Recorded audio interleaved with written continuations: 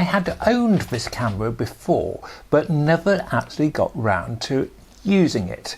And the camera I am now talking about is the Zorki 10.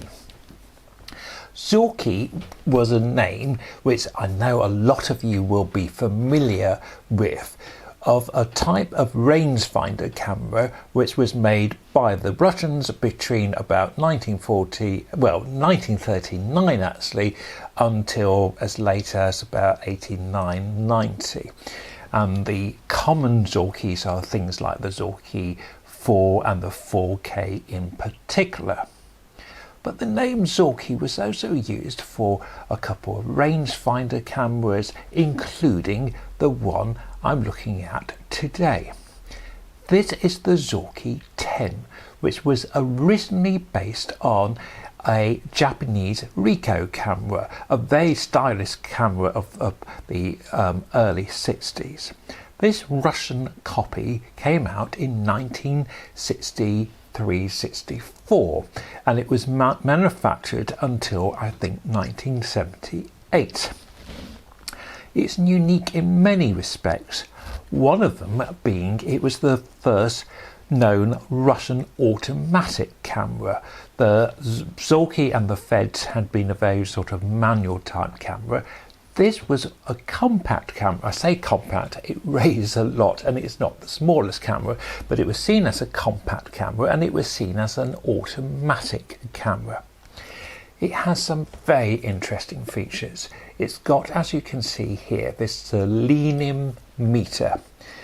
Meters for light metering were very popular and a new sort of added bonus in the 1960s. Forget your light meter, because you don't need a light meter because you've got one built into the camera. So we have this meter built into the camera. We have a rangefinder built into the camera. So this is seen as an automatic camera.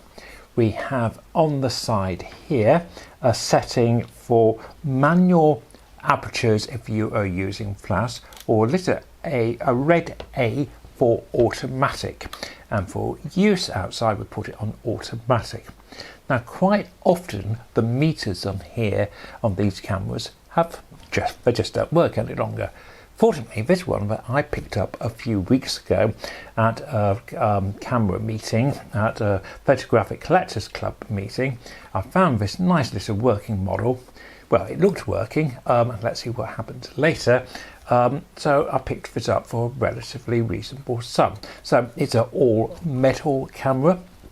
Slightly unusual that the counter is on the back of the camera here, well, on the bottom of the camera, and the wind-on.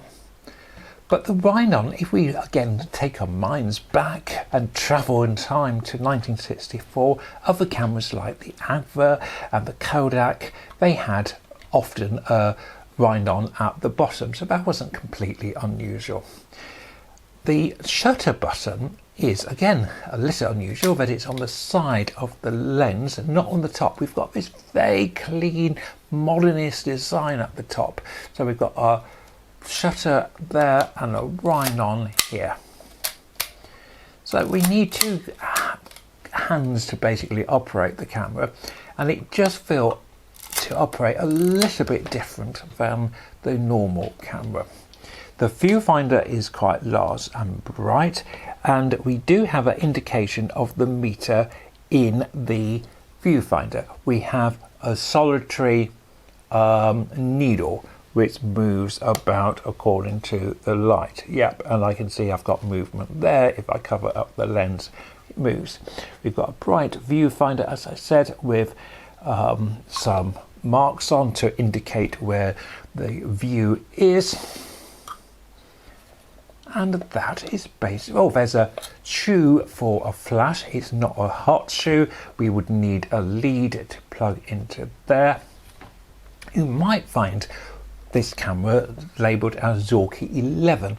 If it's a Zorki 11, you will find it has not got a rangefinder. The rangefinder is the focusing device.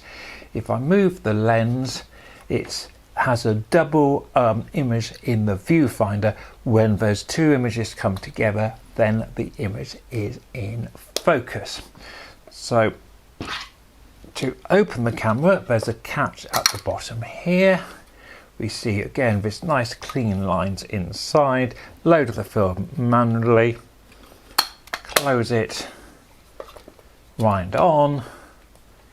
The ASA settings are quite a little bit unusual. We have ASA 10, 16 and 150. We don't 250. We don't have 100 ASA. ASA was what was used before ISO. ASA stood for American Standard Association, I believe, and now we have the ISO, which stands for International Standard Organization. And for film speeds, those numbers are the same ASA as ISO. So again, these ISA numbers on here are a bit odd in a sense, and they'll notice for being so.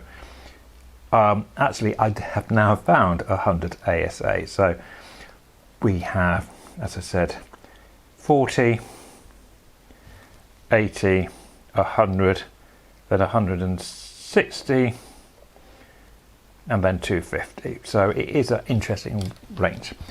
But more importantly, how did I get on when I took the camera out? Let's find out. These photographs turned out to be fine up to one point. That is, I had actually overexposed the whole film, because when I looked at the ASA indicator, I had actually set it on about 40 and not 100. So the film is grossly overexposed, and you can see that in the quality.